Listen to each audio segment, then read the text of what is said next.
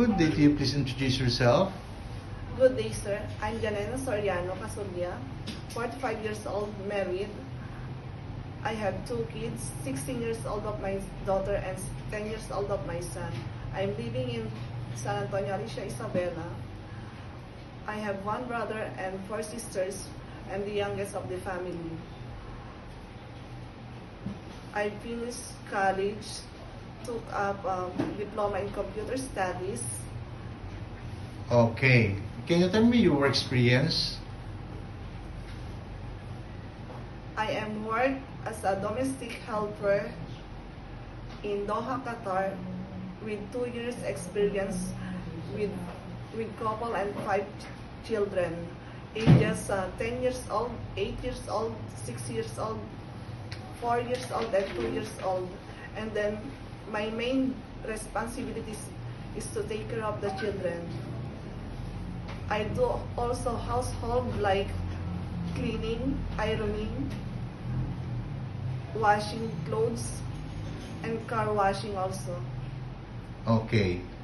In your previous employer, how would you take care of the children, especially when sick? First, I will check the temperature of the children, and then after that, I will tell to my employer also on what the status of the children. Okay.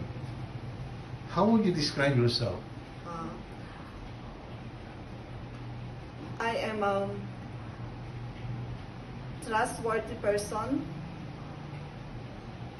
patient, and loving to the children. Okay. Do you have any tattoo? I don't have, sir. Do you have surgery or serious sickness before? No, sir. Do you have an allergy to certain food? No, sir. Do you smoke and drink alcohol? No, sir. Why do you want to work abroad? For the future of my children and also financial stable also someday. If you get hired, who will take care of your children? My sister is the one to take care of them.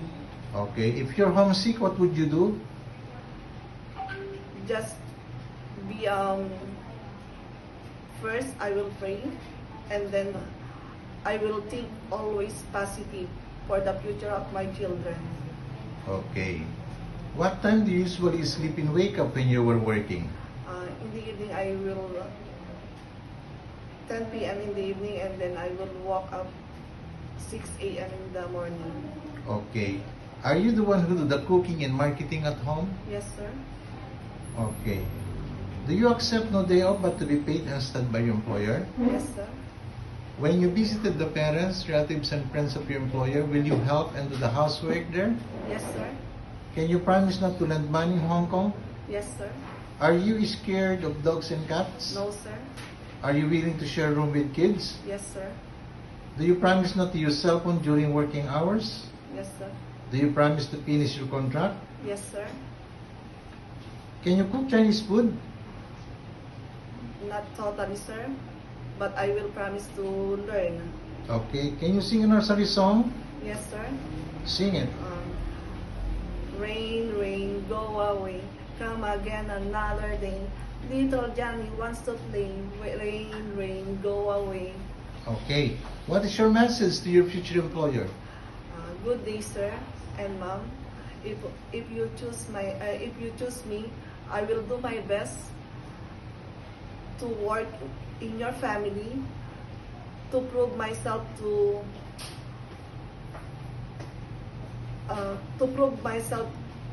you as a helper. All my best, and I will give all my best. Okay.